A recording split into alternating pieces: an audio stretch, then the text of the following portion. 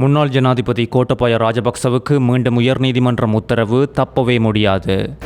இலங்கையின் முன்னாள் கிரிக்கெட் வீரர் அரவிந்த் டி சில்வாவின் வீட்டிலிருந்தே கபில சந்திரசேன சடலமாக மீட்பு, கோட்டை நீதவான் கள பரிசோதனை. கிழக்கு பல்கலைக்கழக மாணவிகளின் நடன நேரத்தில் இடிந்த கட்டடம், நடந்தது என்ன? விவசாயியிடம் சிக்கிய கைத்துப்பாக்கி, வெளியான அதிர்ச்சி. களவெடுத்த வாகனத்திலேயே தப்பியோடிய திருடர்கள், 1 கோடி ரூபாய் மதிப்புள்ள பொருள் திருட்டு. பேபால் நேரடி பணப்பரிவர்த்தனை வசதியை இலங்கையில் அறிமுகப்படுத்த தீர்மானம். 2 அதிசொகுசு பேருந்துகளுடன் கோடிக்கணக்கான சொத்துக்கள் பறிமுதல், சிக்கிய முக்கிய புள்ளிகள். இலங்கையில் இப்பொழுது அனுர அரசால் நடத்தப்படும் விசாரணைகளில் முன்னாள் ஜனாதிபதிகள் மற்றும் முன்னாள் எம்பிக்கள் மீதான ஊழல் குற்றச்சாட்டு விசாரணைகளே அதிகம். அந்த அடிப்படையில் அரசியல்வாதிகளுக்கு நட்டஈடு வழங்கப்பட்டமையை சவாலுக்கு உட்படுத்தி தாக்கல் செய்யப்பட்டுள்ள அடிப்படை உரிமை மனுவின் ஒரு பிரதிவாதியாக பெயரிடப்பட்டுள்ள முன்னாள் ஜனாதிபதி கோட்டபாய ராஜபக்சவுக்கு மீண்டும் அறிவுறுத்தல் அனுப்புமாறு உயர்நீதிமன்றம் இன்று அதிரடி உத்தரவை பிறப்பித்துள்ளது. 2022ஆம் ஆண்டு மே மாதம் 9ஆம் தேதி அறகலைய போராட்டத்தின் மீது நடத்தப்பட்ட தாக்குதலை அடுத்து நாடு முழுவதும் உண்டாகிய வன்முறைகளின் நேரம், வீடுகள் தீக்கிரையாக்கப்பட்டமை உட்பட சேதமடைந்த முன்னாள் அமைச்சர்கள் மற்றும் நாடாளுமன்ற உறுப்பினர்களுக்கு சட்டவிரோதமான முறையில் நட்டஈடு வழங்கப்பட்டுள்ளதாக குறித்த மனுவில் சுட்டிக்காட்டப்பட்டுள்ளது. இப்படி கொடுக்கப்பட்ட பெரிய தொகை பணத்தை மீள அறவிடுமாறும் குறித்த நட்டஈடு வழங்கப்பட்டமை சட்டவிரோதமானது என்று அறிவிக்குமாறும் கோரி தாக்கல் செய்யப்பட்ட கோட்டபாயவுக்கு எதிரான குறித்த மனு இன்று விசாரணைக்கு எடுத்துக் கொள்ளப்பட்ட நேரமே கோட்டபாய ராஜபக்சவுக்கு புதிய அறிவித்தலை அனுப்புமாறு உயர்நீதிமன்ற மனுதாரர் தரப்புக்கு கட்டளையிட்டதோடு ராஜபக்ச தொடர்ச்சியாக அனுர அரசினால் விசாரணைகள் நடத்தப்பட்டு வரும் நிலையில் சிறந்த முடிவுக்காக மக்கள் காத்துக் கொண்டு இருப்பதும், நீதி கிடைக்க வேண்டும் என்றும் தவறிழைத்து பணத்தை மோசடி செய்தவர்கள் தண்டனைக்கு உட்படுத்த வேண்டும் என்றும் தெரிவித்துள்ளனர்.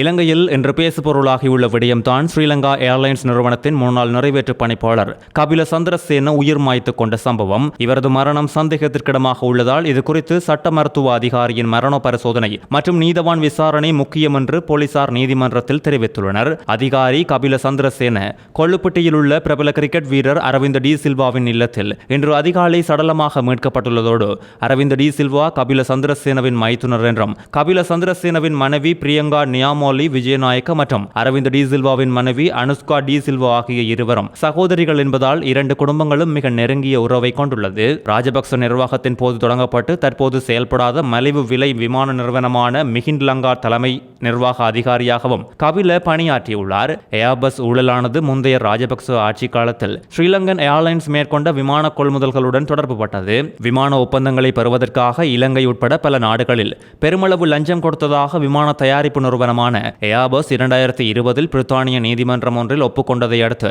இந்த ஒப்பந்தம் உலகளவில் சர்ச்சைக்குரியதாக மாறியது.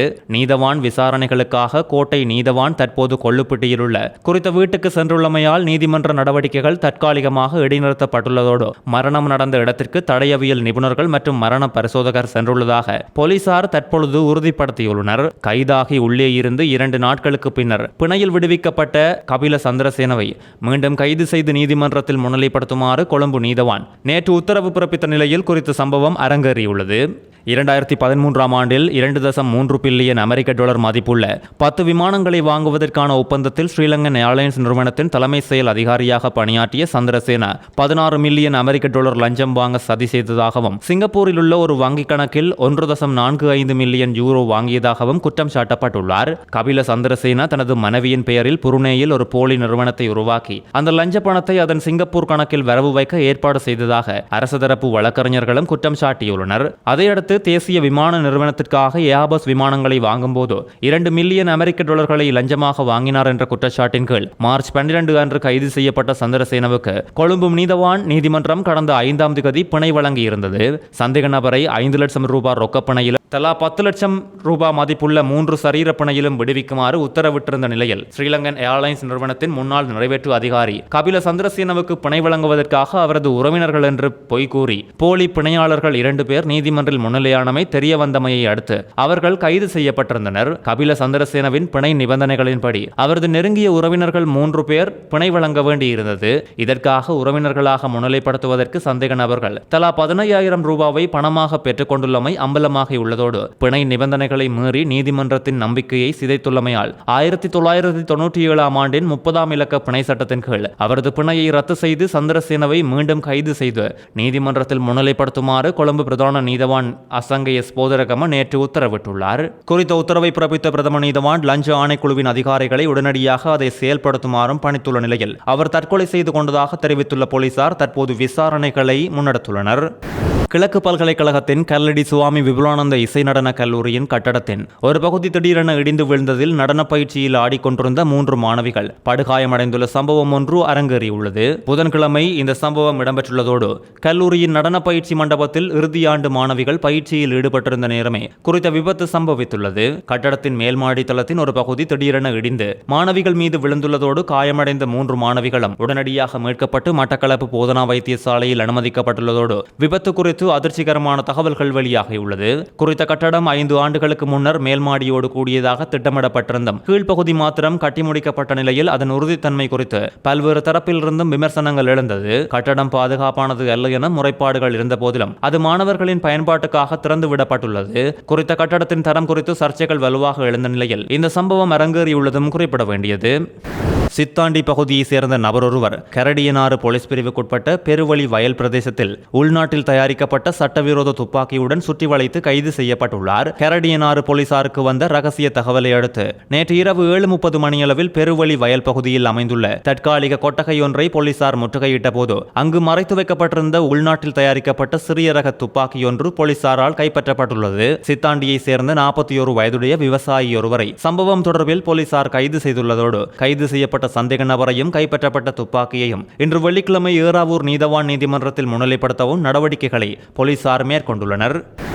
வெளிநாட்டில் தலைமறைவாகி இருந்த நிலையில் கைது செய்யப்பட்ட பாதாள உலக கும்பல் தலைவர் ஒருவரால் போதைப்பொருள் கடத்தல் மூலம் சட்டவிரோதமாக ஈட்டப்பட்ட சொத்துக்களை போலீசார் சற்று முன் முடக்கியுள்ளனர். பண மோசடி தடுப்பு சட்டத்தின் கீழ் விசாரணை பிரிவினரால் முன்னெடுக்கப்பட்ட விசாரணைகளில் குறித்த சொத்துக்கள் அடையாளம் காணப்பட்டுள்ளமை அம்பலமாகியுள்ளது.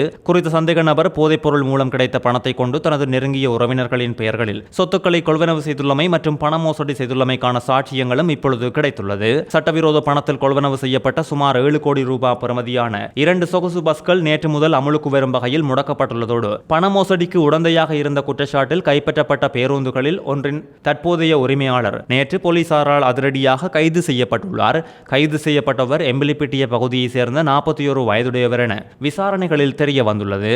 சட்டவிரோத சொத்துக்கள் விசாரணை பிரிவினர் இந்த சம்பவம் குறித்து மேலதிக விசாரணைகளை மேற்கொண்டு வருகின்றனர்.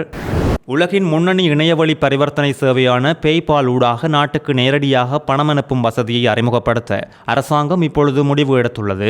எதிர்வரும் மே 15ஆம் தேதி முதல் இந்த சேவையை நடைமுறைப்படுத்த தேவையான அனைத்து ஏற்பாடுகளும் செய்யப்பட்டுள்ளதாக தெரிவிக்கப்பட்டுள்ளதோடு நீண்ட காலமாக வர்த்தக சமூகங்கள், தகவல் தொழில்நுட்ப வல்லுநர்கள் மற்றும் சுயதொழில் செய்பவர்கள் முன்வைத்த கோரிக்கைகளை கருத்தில் கொண்டு குறித்த சிறப்பு நடவடிக்கை எடுக்கப்பட்டுள்ளது.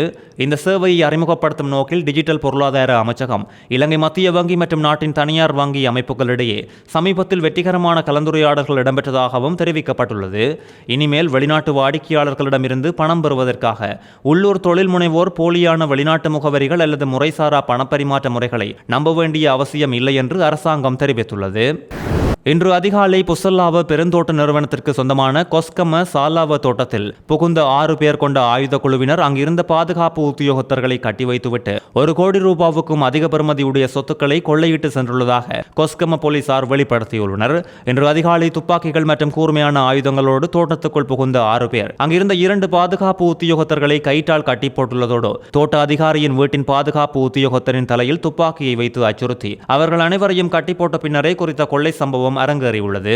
கிட்டத்தட்ட 1 கோடி ரூபாவுக்கும் அதிக பெறுமதியுடைய பல பொருட்கள் கொள்ளையிடப்பட்டுள்ளதோடு 4 மடிக்கணனிகள், 25 லட்சம் ரூபாய் பெறுமதியுடைய தங்க மாலை, மோதிரம் மற்றும் தங்க பிஸ்கெட், 2 தொலைபேசிகள், தோட்ட அதிகாரிக்கு சொந்தமான மிட்சுபிசி ரக கேப் வாகனம் போன்றவை கொள்ளையிடப்பட்டுள்ளது. சம்பவம் குறித்து கொஸ்கம போலீசார் மேலதிக விசாரணைகளை மேற்கொண்டு வருகின்றனர்.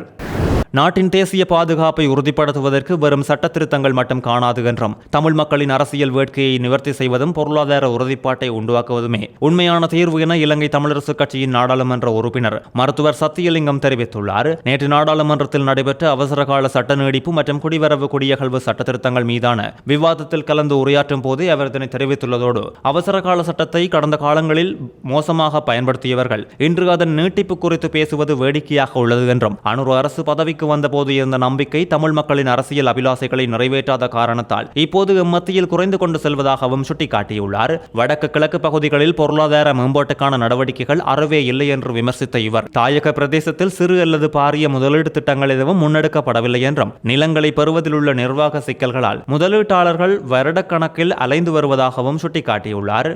தென்னியாய பாடசாலை மாணவர்களிடையே வேகமாக பரவி வரும் காய்ச்சல் நிலைமை தொடர்பில் கண்டறிவதற்கு சுகாதார அமைச்சின் தொற்று நோயியல் பிரிவின் விசேட மருத்துவக் குழுவினர் குறித்த பகுதிக்கு வரவுள்ளதாக மாவட்ட சுகாதார சேவைகள் பணிப்பாளர் சுமித் மனசுங்க தெரிவித்துள்ளார். சுகாதார அதிகாரிகளின் பரிந்துரைக்கமைய நோய் பரவலை கட்டுப்படுத்தும் ஒரு நடவடிக்கையாக தென்னியாய வலய கல்வி பணிப்பாளர் நிசாகா கொட்டிகொடவினால் நேற்று மற்றும் இன்று தென்னியாய வலயத்தை சேர்ந்த 4 பாடசாலைகளை மூடுவதற்கு நடவடிக்கை எடுக்கப்பட்டதும் குறிப்பிட வேண்டியது. தென்னியாய மத்திய மகா வித்தியாலயம், தென்னியாய ராஜபக்ச மகா வித்தியாலயம், தென்னியாய புனித மேத்யூ இருமொழி வித்தியாலயம் மற்றும் பல்லைக்கம சித்தார்த்த வித்தியாலயம் ஆகிய பாடசாலைகளை இவ்வாறு மூடப்பட்டுள்ளதும் குறிப்பிட வேண்டியது. இதற்கமைய சுகாதார பிரிவினரால் வழங்கப்படும் அறிவுறுத்தல்களின் அடிப்படையில் பாடசாலைகளை மீண்டும் திறப்பது குறித்த தீர்மானம் எடுக்கப்படும் என தென் மாகாண கல்வி செயலாளர் NKR பத்திரன தெரிவித்துள்ளார்.